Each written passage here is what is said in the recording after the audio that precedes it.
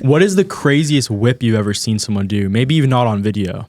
I mean, obviously with, Patrick Evans coming up, he definitely, obviously, he's got the number one on his bike for a reason because he's throwing the biggest whips known to man right now. But there's nothing like what Hanny did back in, I think it was 2012 or 2013. And that one like broke the internet. I don't know if I've seen that. Yeah, I was probably like 10, so. Yeah,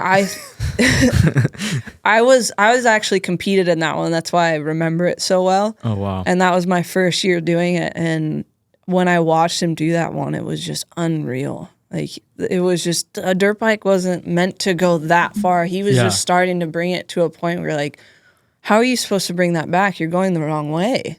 Yeah. Like, it's just crazy. Yeah. So mind-boggling. It was just such a internet break moment of just like, whoa, no one's ever done that big of a whip before. And then with the e-bikes now, you can like toss that thing. Yeah. It's a big learning curve to hop on one of those e-bikes for sure. It's not like you just hop on them and all of a sudden you're a whip master. You got a lot of things to figure out. What's the weight difference on that compared to like a normal? They're actually heavier. I don't know how much. I think someone said like that's crazy. 10 to 20 pounds heavier than like a 450. Probably the battery, right? Yeah, the battery's just really heavy. That's actually weight heavy for racing. Yeah, but it's just they have more weight, but the rear wheel, the torque that you get from the inertia of the battery. Do you think they would do an electric bike like competition? Electric bike competition, like Supercross, electric bike. I was gonna ask you that if that's where you think the future's heading too.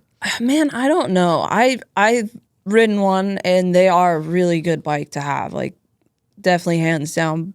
But nothing beats a gas shop. How would it sound to be like? Bzzz, like I agree. It would be weird. Yeah, I mean, like a handful of the people I ride with, they're on them, and still, like you can hear them, especially when we're out practicing on it by ourselves. There's only a handful of us, so. Mm-hmm. Especially when they're out there by themselves, if one of them's just riding, you can hear it, and it's just like, like a little Tesla pulling up. So you can't hear them, on their own, like you can hear the panic rev that comes off of them. So it's kind of cool when you can hear it, but the whole point is to not be able to hear it really, right? So kind of a hard give and take. But yeah, it's just nothing beats just a revved out 450 trying to throw a big whip. It's hard to beat. It is. Going back to. So you started off racing, and then when did you go into the freestyling full time, or what was that transition?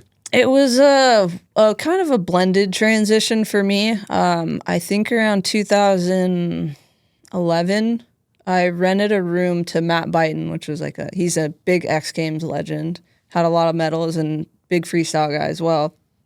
And he would always be inviting me. I was still full racing, so my off day of training and going to the gym and doing all these things, my off day, he's like, hey, you want to come ride ramps? So I'm like, yeah, sure, why not? Like, let's do it. So I'd go on my off day of doing all my work. I'd go there, have some fun with them, come back, go back into work mode. So it was just like my one day of having my fun day of being on the bike. So that's kind of how it started. And then all the boys, were poking like, dude, you need to do this. Like, you learn a couple tricks, you're going to make so much money and this and that. And I just told them, I need to finish all my Supercross or my racing goals and get this out, because if I leave now, like I'll never be able to do it. Like these are the things that you have to do when you're young and able to do them. And if I wait, one, I might not do them, and two, I might not be able to do them.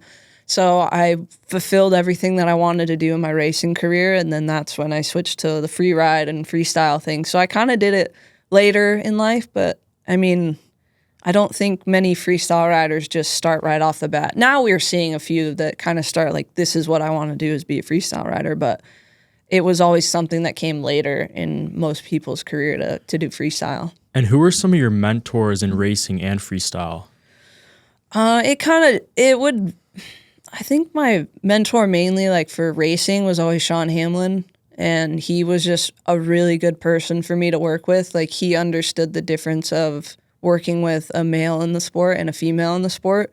So he worked with just me personally really well.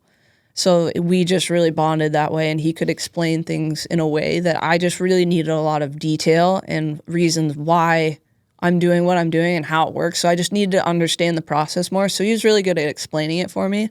And then transitioning into freestyle was just honestly all of them.